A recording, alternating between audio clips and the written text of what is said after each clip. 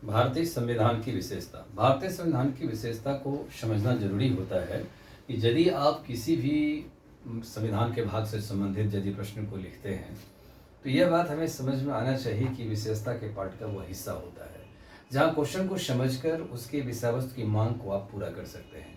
तो विशेषता बहुत सारे हैं और जैसे भारतीय संविधान की विशेषता में देखिए कि यह विस्तृत संविधान है, यानी भारतीय संविधान में 395 अनुच्छेद, 22 भाग और 12 अनुसूचियां हैं।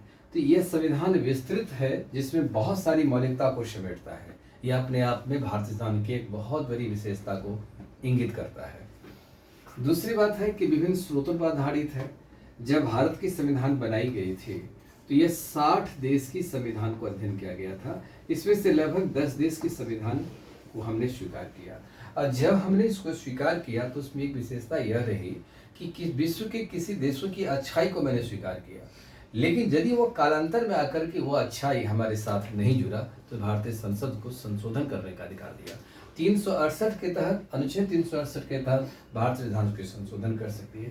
तो यह एक बात आया कि विभिन्न विशेषताओं को मैंने समेटा, विभिन्न देशों से लिया और जब देश में वह प्रासंगिक नहीं रहा तो हम 368 के तहत, 368 के तहत भारतीय संसद उसमें संशोधन कर सकती है। तो यह भारतीय संविधान की विशेषता है कि अनावश्यक चीज, अवांछित तत्व को हमने बाहर कर दिया और वांछित तत्व जो उचित लगा उसमें मैंने जोड़ने का काम किया। यह संशोधन करना भी एक विशेषता है।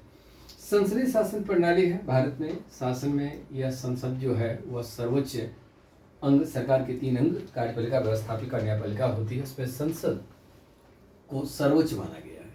अब ये संसद जो है वह कार्यपालिका पर विभिन्न सारे मुद्दों से स्रोत पर यह अपना दबाव बनाती है, उससे उत्तर लेती है कि कार्यपालिका क्या कार्य कर रही है।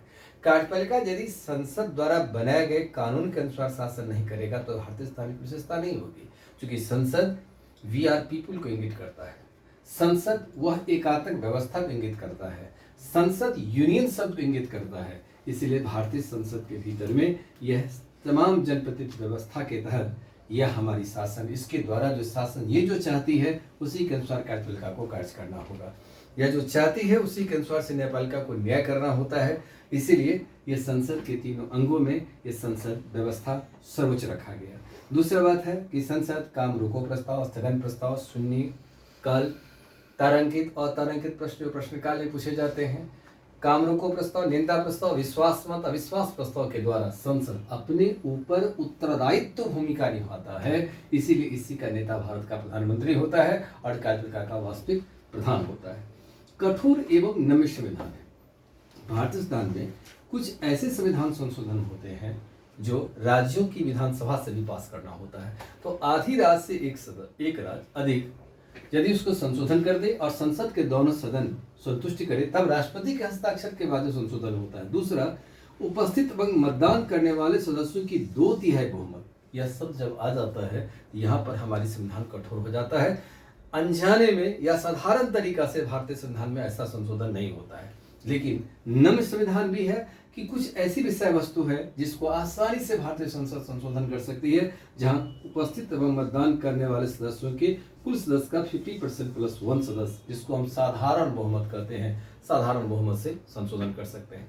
सामान्य भाषा में यहाँ पर विशिष्ट बहुमत और यहाँ साधारण बहुमत दोनों ही तरीका से भारतीय संविधान में संशोधन होती है। समय पर यह कठोर हो जाती है और समय पर यह काफी नम्य भी हो जाती है। इसीलिए कठोर एवं लचीला दोनों ही मिश्रण है भारत के संविधान में। यह परिषद जन व्यवस्था का आधार पर होना चाहिए। एकल नागरिकता इस बात को इंगित करता है कि भारत में एकल नागरिकता है। राज्य 28 है, लेकिन ये 28 राज्य की पहचान हमारी राज्य क्षेत्र के रूप में है।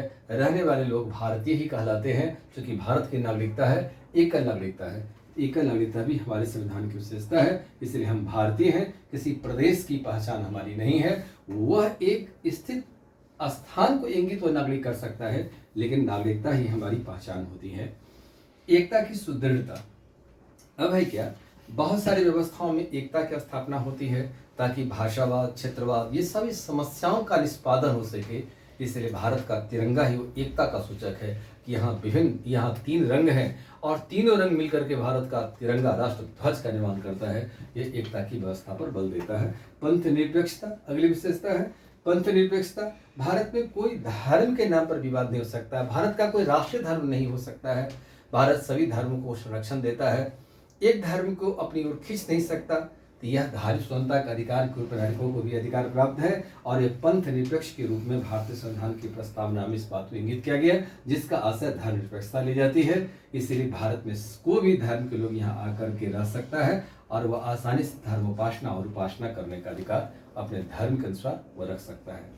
संघात्मक तथा एकात्मकता का मिश्रण है। यह भारतीय की एक बहुत ही मिश्रित व्यवस्था की यह देन है। कनाडा के संघीय व्यवस्था से भारत के संविधान में लिया गया है कि एकात्मक पर बल देता है, यह संघात्मक पर भी बल देता है, इसलिए कुछ विधान ने संघात्मक भी कहा है। तो यहाँ बात आ जाता है कि यूनियन शब्द का यहाँ पर इस्तेमाल किया गया है और इस यूनियन की पहचान भारत के रूप में किया गया है। इसलिए यहाँ पर व्यवस्थापिका व्यवस्थापन संबंध में संघ सूची, राज्य सूची, समवर्ती सूची होते हैं। संघ सूची पर केंद्र कानून बनाती है, राज्य सूची पर राज्य कानून बनाती है और समवर्ती सूची पर केंद्र राज्य दोनों कानून बनाती है। वहीं जब एकात्मकता का रूप में देखें तो संघ सूची पर केंद्र बनाया, राज्य सूची पर में राज्य बनाती है, लेकिन यदि राष्ट्रीय महत्व की घोषणा कर दिया जाएगा तो राज्य सूची का विषय पर वह केंद्र संसद को बनाने का अधिकार बन जाता है और समवर्ती सूची पर अक्सर मानी केंद्र की हो जाती है।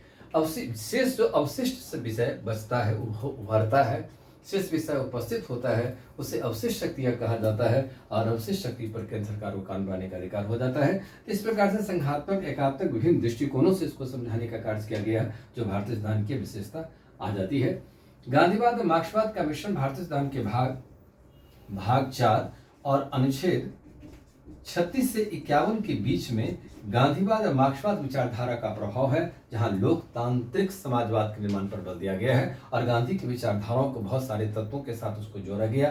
कारण गांधी जी के अनुसार एक आदर्श राज्य, जिसको एक रामराज की चर्चा किया गया है, आदर्श राज्य की स्थापना पर बल दिया गया है। वहीं मार्क्सवाद का साम्यवाद पर बल दिया, कम्युनिज्म पर बल दिया गया है और आज गांधी जी का आदर्श राज्य और साम्यवाद दोनों में समानता आ जाती है, लेकिन नाम दो हो जाता है। तो इस प्रकार से यह भारतीय संविधान भाग 4 पर इसका लोक कल्याणकारी व्यवस्था पर प्रभाव है। वैश्य मताधिकार भारतीय संविधान के अनुच्छेद 326 के तहत हमें प्रत्येक भारतीय नागरिकों को एक वोट देने का अधिकार होता है और यह वोट हमें देने का अधिकार है जहां स्वेच्छा से, गुप्त रीत से, प्रत्यक्ष रूप से वोट देने का अधिकार है। कोई ज्यादा पढ़ा लिखा है, जो पढ़ा लिखा नहीं है, सबको बराबर है, गरीब है, अमीर है, सबको एक ही वोट देने का अधिकार है। इस समानता की बात जो राजनीतिक अधिकार के रूप में दी गई है। अल्पसंख्यक वर्ग के हितों की रक्षा, इसमें एक अनुच्छेद को देखें, एक्ट 17, एक्ट 16, एक्ट 29, एक्ट 30, ये पूरा अल्पसंख्यक व्यवस्था को ध्यान में रखता है। संविधान के भीतर अल्पसंख्यक की चर्चा 4 बार किया गया है। अल्पसंख्यक वैसे धर्म और भाषा जिसकी संख्या कम है बोलने वाले को उसको अल्पसंख्यक कहते हैं, लेकिन यदि कोई पिछड़ा समाज है, पिछड़े समाज के साथ भी अनटचेबिलिटी यानी अस्पृश्यता का भावना आप नहीं रख सकते हैं, तो अस्पृश्यता की समाप्ति की गई। 16 लोक नियोजन में समानता पर बल दी जाती है कि यदि आर्थिक, सामाजिक और शैक्षिक रूप से पिछड़ा वर्ग यदि है तो उसको आरक्षण दी जाती है। समय समय पर पिछड़ा वर्ग आयोग की गठन करती है केंद्र सरकार और गठन करने के बाद केंद्र में मंडल कमीशन फिलहाल अभी लागू भी हुआ है। 29 और 30 के बीच में अल्पसंख्यक वर्ग अपनी भाषा, लिपि, संस्कृति का निर्माण कर सकते हैं, लेकिन उससे बहुसंख्यक भारत की भाषा, लिपि, संस्कृति का भेदभाव नहीं किया जाएगा और वो शिक्षण संस्थान स्थापित कर सकता है। राज्य उसे बहुसंख्यक संस्थान की तरह इसे भी वो अनुदान की राशि प्रदान करती है। यह हमारी व्यवस्था संविधान की है कि बहुसंख्यक का ही यह व्यवस्था नहीं है, ये लोकतंत्र है। अल्पसंख्यक को भी रहने का यह हक है, अधिकार प्राप्त करने का भी हक है। शक्ति पृथक्करण, जिसमें 2 अंगों के बीच में एक्ट 50 कहती है कि 2 अंगों के बीच में यह शक्ति पृथक्करण है कि कार्यपालिका को न्यायपालिका से अलग रखा गया है, जबकि मॉन्टेस्क्यू थ्योरी में और देशात्मक शासन प्रणाली में कार्यपालिका, व्यवस्थापिका, न्यायपालिका को 3 अंगों के बीच में पृथक्करण रखा गया है। यहाँ पर 2 अंगों के बीच में पृथक्करण है ताकि कुछ सीमित व्यक्ति के द्वारा ही भारत पर शासन ना हो। यह लोकतंत्र है, सबकी हुकूमत की व्यवस्था में स्वशासन की व्यवस्था कायम रहना चाहिए। विश्व शांति, जहाँ एक्ट 51 कहता है कि भारत में विश्व शांति स्थापना करने के लिए भारत को वैदेशिक संबंध 51 के तहत निर्धारित करने का अधिकार है। पड़ोसी देश तथा अन्य देशों के साथ सम्मानजनक व्यवहार करना, किसी भी संधि समझौता को आगे से उल्लंघन न करना, उससे रिस्पेक्ट हमेशा रखना, ताकि ये विश्व शांति वसुधैव कुटुंबकम के रूप में भारत अपने स्थान को, जो उद्देश्य है डीपीएसपी के भीतर, वह प्राप्त कर सके। न्यायिक पुनरावलोकन, ये सुप्रीम कोर्ट को अधिकार प्राप्त है। जुडिशियल रिव्यू करने का अधिकार है कि यदि एक्ट 13 कहती है कि रूढ़ि, अंधविश्वास, परंपरा से अगर मौलिक अधिकार का उल्लंघन होता है तो यहाँ पर सुप्रीम कोर्ट न्यायिक पुनरावलोकन कर सकती है, अर्थात दिए गए निर्णय को वह पुनः बदलने का काम कर सकते हैं। तो इस प्रकार से यह न्यायिक पुनरावलोकन अनेक वादों में सुप्रीम कोर्ट ने सिद्ध करने का कार्य किया है। आपातकालीन अधिकार है, ये एकात्मकता का जरूर द्योतक है, लेकिन पूरी संघ राज्य क्षेत्र में हम भारत के लोग होते हैं जो भारत के संविधान कहती है, इसलिए केंद्र सरकार अपनी सॉवरेंटी के बल पर भारतीय राज्य क्षेत्र में रहने वाले से नागरिकों की सुरक्षा संरक्षण देने की कार्य करती है। इससे राष्ट्रीय आपात, राज्य में राष्ट्रपति शासन और व्यक्ति आपात के समय में केंद्र सरकार स्वतः अपनी अधिकृत व्यवस्था के तहत अपने उत्तरदायित्व भूमिका को निभा रहा है कि आपातकालीन व्यवस्था को आधार किस रूप में रखा जाए। सीधे आपातकाल को यहाँ वर्णन नहीं करना है। आपातकाल की जो मूल तत्व है, मूल तत्व की जो व्यवस्था हमारे संविधान के भीतर है, वो आपातकाल का यहाँ पर चर्चा करना है। Fundamental right and fundamental duty, ये देश इतनी बड़ी अधिकार देता है, इसमें 6 प्रकार के मौलिक अधिकार है। समता का अधिकार, स्वतंत्रता का अधिकार, शोषण के विरुद्ध अधिकार, धार्मिक स्वतंत्रता का अधिकार, सांस्कृतिक एवं शिक्षा का अधिकार और संवैधानिक उपचार का अधिकार। ये 6 प्रकार का मौलिक अधिकार है और ये 6 अधिकार विश्व में सबसे अनूठी व्यवस्था भारत को दिलाती है। और जब इतना बड़ा अधिकार जब संविधान देती है तो 42वां संविधान संशोधन 1976 के तहत 11 मौलिक कर्तव्य, वर्तमान में जो है 42वां संविधान संशोधन से 10 मौलिक कर्तव्य और 86वां संविधान संशोधन 2002 के तहत एक शिक्षा को जोड़ देने बाद वह 11 मौलिक कर्तव्य हो जाता है, जहां हम अपनी नैतिकता, चरित्र और व्यवस्था जन्य अनुसार हम कार्य करने के लिए अधिकृत होते हैं। इसलिए जहां अधिकार है वहां कर्तव्य भी है। यदि इसी चीज़ को आप एक आम भाषा में ऐसे समझिए, यदि देश के भीतर में शिक्षा व्यवस्था ढंग से नहीं चले तो आम नागरिक को कर्तव्य है कि वो शिक्षित है तो वह शिक्षा अपने आप में बच्चों को दें, संस्थान के रूप में भूमिका निभावें और इस प्रकार संगठित होकर भारतीयता का परिचय दें। यदि देश की सेना युद्ध में, भारत में युद्ध सेना यदि कम पड़ जाए तो भारत के नागरिक को कर्तव्य है देश की सरहद पर देश की रक्षा करना, ये आपकी भी नैतिक जिम्मेदारी होती है। इस प्रकार से अंतिम शक्ति जनता में निहित होती है और ये जनता की देश है। भारत किसी का एक देश नहीं हो सकता।